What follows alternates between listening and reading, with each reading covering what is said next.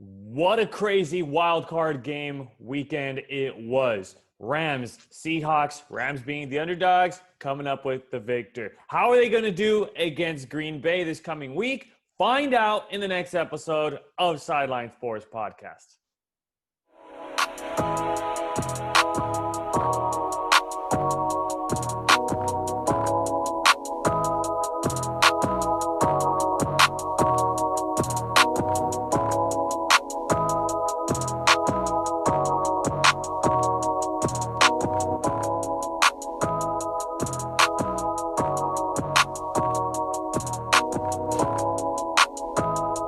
Welcome to Sideline Sports Podcast. If you're not on the sideline, it's not Sideline Sports Podcast. And welcome to another installment of Sideline Sports Podcast. I'm the host, Alex Naveja, where if you're not on the sideline, it's not Sideline Sports Podcast, a source of all of your SoCal sports news. And wow, what a crazy weekend it was. In fact, for football, a lot of underdog teams coming up with victories and eliminating the big dogs in the NFC and the AFC in both leagues. So let's introduce our guest for today, a very familiar face to Sideline Sports Podcast, a CBSLA sports reporter in Will Hernandez, and of course, a very familiar face with the Rams and the Chargers here on Sideline Sports Podcast. Will, thank you so much for being on the show. How you doing? And always a pleasure to see your face here on the podcast. I appreciate you having me, Alex. Always a great time, talking Rams and Chargers, and football with you. Have a big week ahead, and obviously a great week for the Rams last week and a wild card, that big win against the Seahawks. Man, let's get to it. Absolutely. It was a huge weekend indeed. Rams, Seahawks. And a lot of people were saying it's going to be Seahawks. Don't worry, Russell Wilson's going to have a game. Russell Wilson always does. But like you've mentioned before in previous podcasts, and for those viewers that are very familiar with the words of Will Hernandez, he said it once, and it happened this game. The Seahawks just cannot play well against the Rams. I mean, let's look at the numbers very quickly. It was John Wolford that got the start, but unfortunately, due to that late hit by Jamal Adams, resulting in a neck injury, had to be escorted, or he actually walked off the field, but then an ambulance had to come and pick him up. So then that was Jared Goff's opportunity to come off the bench, and he came off of the bench, and, every Rams fan was very much worried because offense started off nicely, then Jared Goff comes in, and it's just a slow start. But let me give it off to you, Will. What did you think of the overall game? Overall, was really impressed by Jared Goff and the way he bounced back. As you mentioned, Wolford, was the starter, which tells me that McVay wasn't quite ready to, pull the trigger and put in Jared Goff. I mean, his thumb injury was still probably hampering a little bit. He has screws in there. But overall, it was a complete game for the Rams offense. Cam Akers, the Rams ran the ball 43 times with, I believe, 28 of those carries going to Cam Akers. And, he had a monster game. I finished the day, I believe, with 137 yards rushing. First Rams rookie to rush for over 100 yards in his playoff debut. But let's go back to Jared Goff. He was really impressive. Granted, every Rams fan was saying, oh, no, once they saw Wolford going down, because we saw Wolford actually play decent and, from the previous week. And obviously we know what happened with Jared Goff, in his last game against Seattle. He did not look good at all.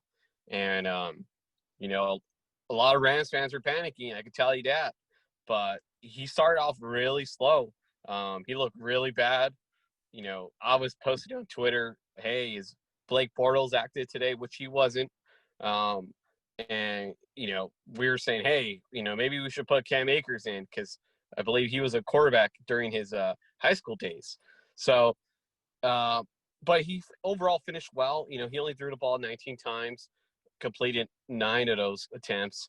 And he looked good. He got the job done. He did what he had to do.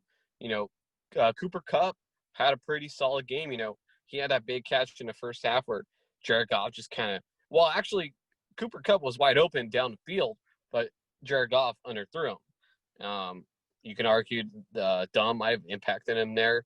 But, Cooper Kupp, obviously a talented receiver and a Pro Bowl receiver. And, the Seahawks were putting Jamal Adams on him all day. And, Cooper Kupp, he made the Seahawks pay for that decision.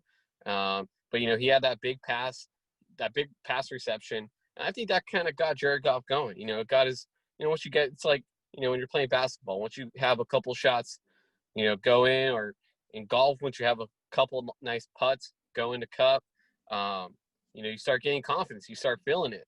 And you clearly saw that with Jared Goff, even though McVay didn't make him, the Rams were in a situation where they didn't have to put everything on Jared Goff. But he got the job done. He had a nice passing touchdown on that play action to Robert Woods to pretty much seal it in the fourth quarter. And, he had a pretty solid game. His numbers weren't, impressive. They weren't great, but, he had 4 catches, I believe 52 yards around there. And, that's what the Rams have been doing all season long. He's been solid, and, hopefully Cooper Kupp is likely going to play. Sean, he kind of got nicked up in the fourth quarter, and I forgot what they diagnosed him with, but it's obviously something with his knee. I think it was bursitis, or I forgot. I'm not a doctor. I'll have to look into it, or if you could look into it. But Sean McVay already came out and said he's probable to play. The Rams are definitely going to need him.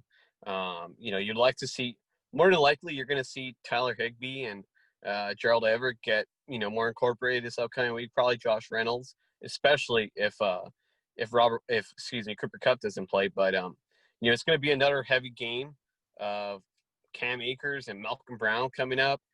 If Wolford gets a start, we don't know yet. Sean McVay has been very mum about who is going to be the starting quarterback next week or this upcoming week. But, if they can replicate what they did against Seattle, I think the Rams have a pretty good chance of possibly advancing. Good performance indeed by the Rams. To finish up some of those stat lines for you, Will, Jared Goff on 9 completions on 19 attempts, had a total of 155 passing yards with 1 passing touchdown. And he did get sacked twice that game. And then John Wolford only going 3 for 6 with 29 total passing yards. He did get sacked once as well. Then when you look at the Rams rushing yards, you see Cam Akers on 28 carries, 131 yards. As you said, that was a rookie playoff record.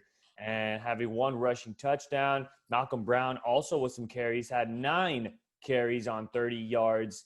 But when you look at the passing, very interesting enough, you were talking about it. Cooper Kupp only on 4 receptions, a total of 79 yards. The big one that added a lot of the yardage was that bomb that Jared Goff threw. And you said it just correctly. That was what gave Jared Goff his confidence and got him going. And that's when the second half looked much better for the Rams. And then Robert Woods also starting to feel himself in the game on 4 receptions, got 48 total yards with 1 touchdown, as you said, to seal the deal. Now, the one thing we haven't mentioned, Will, was that great, and I mean great, Rams defense. I mean, oh my goodness. Like, they went off and they made Russell Wilson look very, very timid, very quiet there in the pocket. There was no such thing as a pocket quarterback there. I mean, not like he is a pocket quarterback anyways, but he had to be mobile that whole entire day to go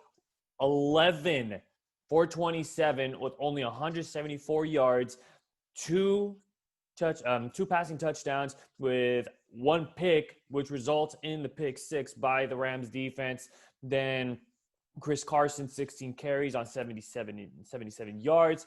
And DK Metcalf, he even looked like he was struggling as well. Only 5 receptions, 96 yards total. You knew Jalen Ramsey was getting in his head in the beginning, and the the broadcast definitely made it known that DK Metcalf was not happy. He was throwing a fit on the sideline because he wasn't being incorporated. And it's not like Russell Wilson was even able to incorporate him. The defense was all over him. You look at Aaron Donald. Donald was all over him. 2 sacks to start the game. And then there was Leonard Floyd also that was all over him throughout the whole entire game as well. And that Rams D line was an absolute nightmare for Russell Wilson. Yeah, no question about it. And, the Rams D-line, since they moved to LA, has always given Seattle trouble. Because the Rams have a great D-line, obviously with Aaron Donald as the anchor. You have to double team them, triple team them. If you have them at the beginning of the game, they were only having one guy block Aaron Donald, and that's a fatal mistake. You should never do that. And, you saw him get into the backfield with a couple sacks and, making an impact right away. One thing I want to mention real quick about going back to the Rams offense is that, their offensive line played really, really well. They only gave up 2 sacks on Jared Goff. And, with Jared Goff, a guy like Jared Goff, he needs time. And, you obviously saw how great they played, given how many rushing yards Cam Akers rushed for. They controlled the line of scrimmage on both ends. And, having Andrew Whitworth back from, his knee injury, that was huge. I mean, having him back, he's obviously the veteran leader on the team, and, the players love him. You saw how much they were giving him love when he got hurt. I believe it was, I want to say it might have been against Seattle at SoFi Stadium. I could be wrong, but having him back is huge, and they're definitely going to need him. But going back to the defense, you mentioned it, Jalen Ramsey was, when they had him on DK Metcalf, he did not give up much, and he was phenomenal. And the Rams D line was great, even though the Rams lost Aaron Donald in the fourth quarter, or I believe it might have been the third quarter, but he had a great impact. The linebackers have been playing pretty solid. That was a big surprise coming into the year because they had lost so many guys. They lost forgetting his name, but he went Corey Littleton. He went and signed with the Raiders. The linebacking core hasn't been great since, I would say, a couple of years ago. But these guys have played great. Brandon Staley, he's definitely earned himself a head coaching job next season. He's going to make good money. He's been great. The Rams defense has been top of the league the entire year. Their second half defense has been known for shutting teams down. And you saw that pick against Russell Wilson that went for 6. Darius Williams, they talked about it. They were like, "Hey, what did you see there?" I mean, obviously it was a screen. He's like, I've been watching film, man. You see that on film all the time. And the Rams are going to have to replicate that going into next week because the Packers run a lot of that. And I'm pretty excited to see that top defense going against the top offense in the league. But yeah, just going back to last week, it was great game, complete game from the Rams defense. They gave up a couple of big shots to DK Metcalf on broken plays where Russell Wilson just does his magic, and only Russell Wilson could do. But they gave up a couple of big plays to Tyler Lockett, who's had a pretty quiet season. Obviously they were shadowing Jalen Ramsey, shadowing DK Metcalf. That left they needed Tyler Lockett, but the Rams managed to, limit that, and that was huge. And, they're going to have to limit big plays this upcoming week against the Packers because, Russell Wilson hasn't really had a great year, even though he started off really hot. The Seahawks kind of changed their philosophy at the end of the year where, beginning of the year they were scoring, almost 40 points a game. Russell Wilson was cooking, as people like to say, and he was great. He was phenomenal. But towards the end of the year, once they got Chris Carson back, Carlos Hyde, they started running the ball a lot more than they were. And, people will say like, hey man, let Russ cook. Well, they did this past week, even though he only threw, I think, 27 times. The Rams really locked down, and it was a great game overall from the defense, and they showed why they were number 1 defense in the league this year. And showing it in a big way here in the big stage. But, well, let's take a quick break. When we come back, we're going to talk a little bit about that matchup you were talking about, the Green Bay Packers and the Rams for this NFC Divisional game coming up this weekend. But let's step aside here on Sideline Sports Podcast. Hi, my name's Stephen Leonardi. I'm the commissioner of the Major League Baseball Fan Association, and you are watching the Sideline Sports Podcast. And we're back for the second half of Sideline Sports Podcast. Again, I'm the host, Alex Naveja, where if you're not on the sideline, it's not Sideline Sports Podcast, the source of all of your SoCal sports news. And, of course, with me today is CBSLA sports reporter, man himself, that covers the Rams and the Chargers, is Will Hernandez.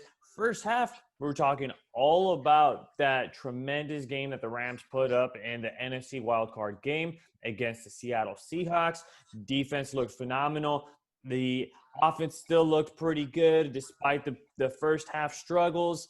And now it doesn't get any easier. Now you have to play the best NFC team and could be argued as the second best team in the game, which is Green Bay Packers. Now, just to throw this at you, Will, Aaron Rodgers right now, despite Green Bay being green and gold, this guy is seeing red right now. The reason why I say that is because on 16 games, carrying the team with a 13-3 record, best in the NFC, of course, being that number one seed, with a total of 4,299 yards in the total of this season. Here's the biggest stats. 48 touchdowns and only 5 picks. How insane is that? Yeah, and you've got to mention, completion percentage of 70, over 70%. He's having an insane year. Aaron Rodgers, there's not enough words to say how good he's been this season. He's been phenomenal. And as I've said before on this podcast, he's as motivated and as locked in as I've seen him, probably since his, Super Bowl run. But this year, even more so. Like, he's determined. He's a man on a mission. He's motivated. I don't know why. There was a lot of drama at the draft when he drafted Jordan Love out of Nevada. And everybody's like, hey, why are you drafting a quarterback? Aaron Rodgers is still in his prime. And Aaron Rodgers even said, hey, since I've been here, we never used a first round pick on a position player. And, he definitely took that and used that as a chip on his shoulder. He's been absolutely insane. And I would argue, they've been the best team in the league this year. Obviously, everybody loves the Chiefs. But, the Chiefs have they're on a streak where, they haven't covered a game. Obviously they're favorite pretty much every game, but they haven't covered a game as a favorite in a while, and at least 7 games. And if you're not covering, you're more than likely not beating teams handily. It's kind of coming down to the wire, or they're at least within striking distance.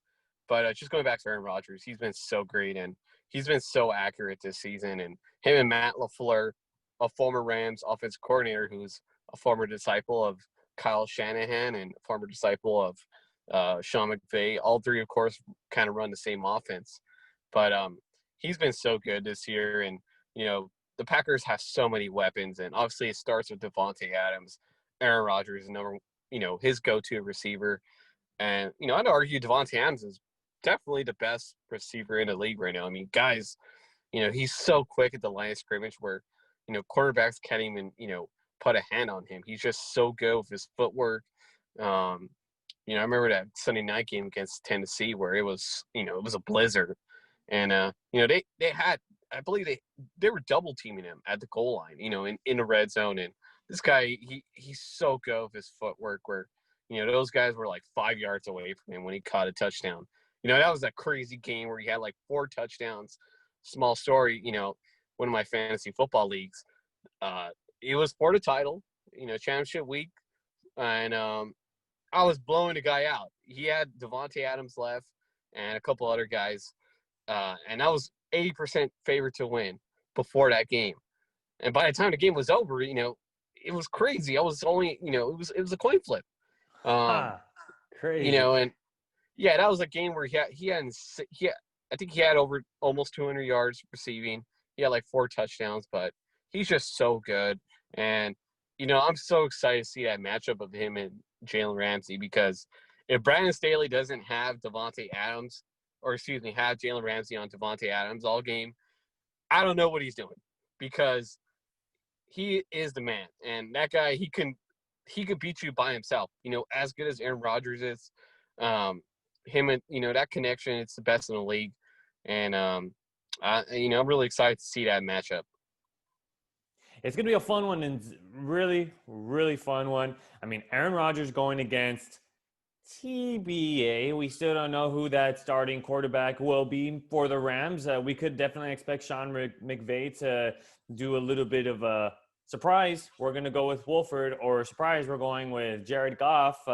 So I feel like that's going to be a tactic that's going to throw off the Green Bay defense, which they have a pretty good D-line. I mean, it's going to come down to the Rams being able to establish that running game, and it's not going to be an easy task.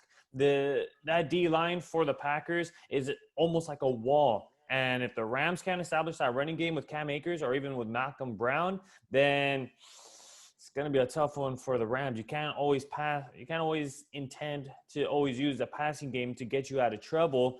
So that running game for the Rams is going to be pretty crucial. And as we've seen with Green Bay, they have a lot of weapons and they know a lot of ways. But, Will, I think it's really going to come down to the Rams defense to really enforce Aaron Rodgers to make some mistakes. Despite him only throwing 5 picks, I think you got to put a lot more pressure on the veteran, and you got to put that pressure on him and force him to make some impossible throws and make him, if he beats you out, he beats you. And you know what? You just tip your cap, because that's how good Aaron Rodgers is. Yeah, he's the man. I mean, he's probably going to win the MVP this year. His veteran leadership, he's like a coach on the field, it's like, and he's really good, but like he sees, he goes to his line of scrimmage. He reads the defenses better than anybody I've seen. He knows what's coming. He knows how the play is going to play out before it even happens. And, obviously stuff like that you can't really teach. But, yeah, no question about it. Even some people like to compare this Rams team to, like, say, the New York Giants. Obviously because, for one, they both have and had, really good defensive lines. And it's going to be so important for the Rams D-line to put pressure on Rodgers, because if you blitz him, he's just going to cook you up. Like, he's just going to torch you. He's going to find a man open, or buy some time, to let his receivers get free. That D-line for the Rams is going to be huge. And one of the things that, and Sean McVay has said that Aaron Donald is more than likely going to play.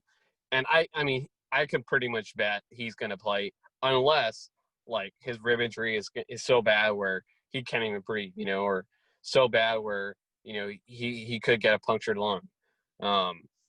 I think more than likely he's going to play, but that's going to his health, it's going to be huge. And, because he opens things up for, guys like Leonard Floyd, who you talked about, Morgan Fox, who's been pretty solid.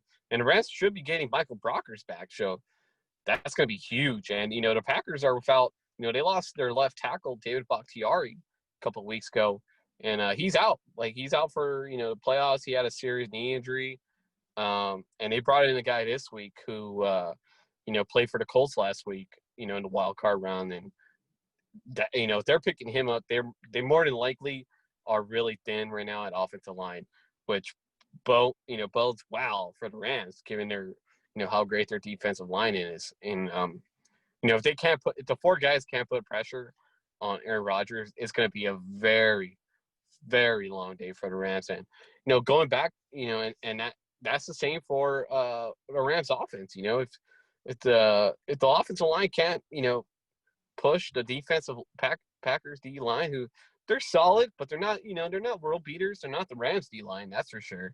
But like you mentioned, if they can't run the ball with Cam Akers, it's going to be a very long day, because as much as I love Jared Goff, it's going to be really tough to see him. It's going to be really tough to see him, leading the Rams to victory, with his arm. And I'm not too sure if he's going to be able to, we'll see who starts, first of all, John Wolford or, I would love to see John Wolford given his, what he could do running the ball. But you never know. But, yeah, like you said, Cam Akers is going to be huge. Their Rams O-line being able to protect Jared Goff is going to be huge. And, he's just going to have to take what the defense gives him. But you could definitely expect another heavy dose of Cam Akers and Malcolm Brown. And, the Rams definitely have the offense to, go toe-to-toe with the Packers. The only thing is, can Jared Goff produce or John Wolford? But what I think more than likely it's going to be Jared Goff. I mean, considering how well he played, hopefully he has some. That's a big win to go in Seattle and to win, even though there's no fans. It's still tough, especially after what he did the last time out. And the Rams had hopefully Cooper Kupp is more than likely going to play. McVay's already said he's probable. So we'll see. And the Rams on offense, they have they were 12th best in the league on third down, so that's pretty big. And on defense, they were, I believe, third in the league on third down, or either third or they were like right there at the top, which is going to be huge against.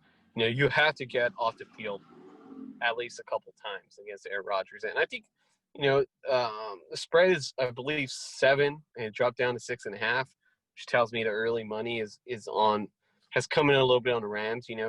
Wise guys taking the 7 points, which. And the money line is kind of low too. The Packers are almost 3-1 favorites.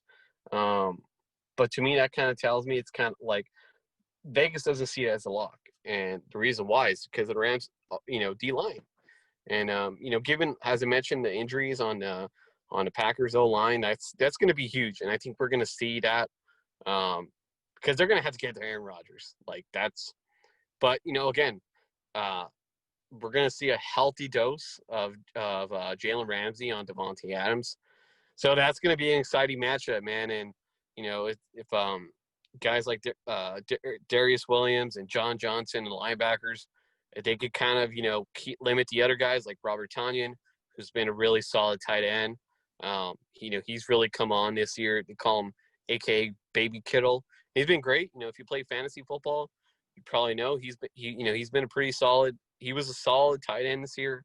Alan Lazard, Marquez Valdez-Scantling, Aaron Jones. We're going to see a lot of Aaron Jones and A.J. Dillon, who I believe the Packers drafted this year. So we'll see. I mean, I'm really excited. It's a classic matchup of top defense going against a top offense. And in playoffs, everybody likes to say defense wins championships. But, again, this year Aaron Rodgers has looked really, really good. But hey, there's some comparisons to those Giants with the Rams. Both teams had pretty average quarterbacks, although Eli Manning, I would say, is like the most clutch quarterback ever in the playoffs. They both have really good defensive lines. They're both above average on third down, which is huge. And don't forget too, as I mentioned earlier, Matt LaFleur, former disciple of Sean McVay, Rams offense coordinator, I believe, in 2017. So they both run the same type of offenses.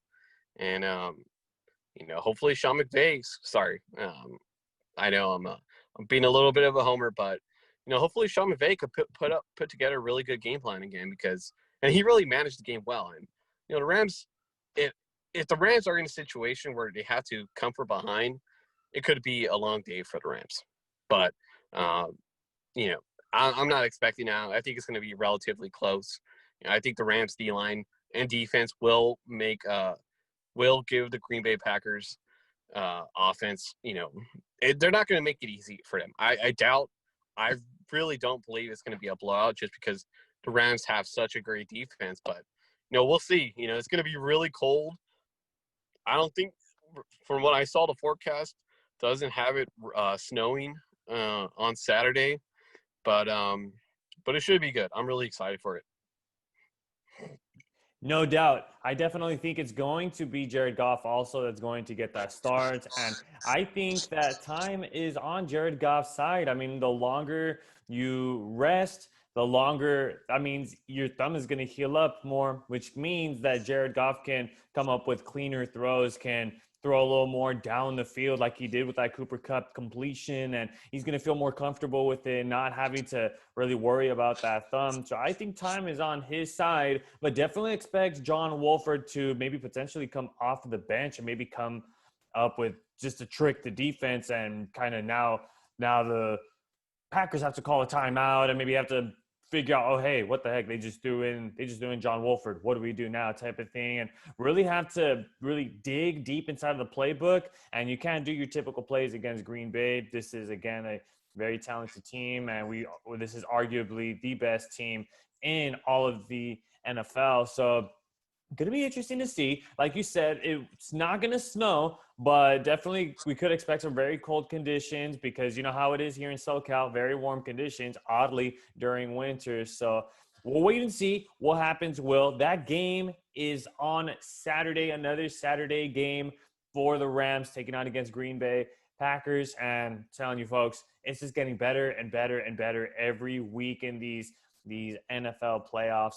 But that's all the time we have left here on Sideline Sports Podcast. We thank you all so much for tuning into this one. Make sure to give a thumbs up, hit the subscribe button, and make sure to comment down below on who you guys think will first start for the Rams. Will it be John Wolford or will it be Jared Goff? And who's going to win the game and why? I want to hear all of your guys' analysis. I want to hear you guys' thoughts and see what you guys think. And, of course, thank you so much to the man himself, Will Hernandez from CBSLA, to come onto the podcast and, as always, bringing in his A1 analysis. Thank you, Will. Thank you, sir. It was a pleasure. Always a pleasure having you on as well. I'm Alex Naveca from Sideline Sports Podcast, signing off from this one, but not signing on for long. We are going to have two episodes this week. We've got hockey starting up this week, so make sure not to sleep on that one. The guest on that one is a big surprise, not spilling any beans here. So we'll see you guys in a little bit. Take care, because if you're not on the sideline, it's not Sideline Sports Podcast, the source of all of your SoCal sports news. Take care.